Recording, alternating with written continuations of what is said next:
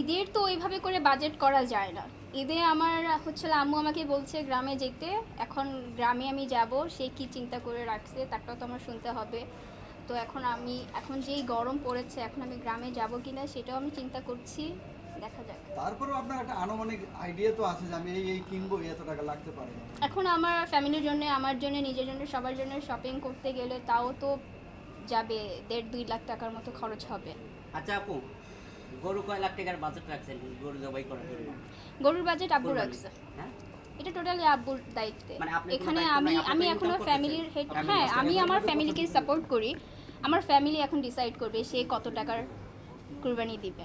আচ্ছা আপু, আপনি যে ড্রেসটা পরে আসছেন সেই পোশাক ড্রেসটার প্রাইস কত?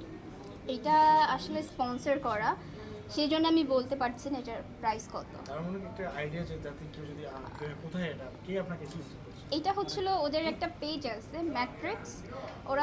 ওরা ইন্টারন্যাশনাল ব্র্যান্ড থেকে এক্সপোর্ট করে নিয়ে আসে, ইম্পোর্ট করে নিয়ে আসে।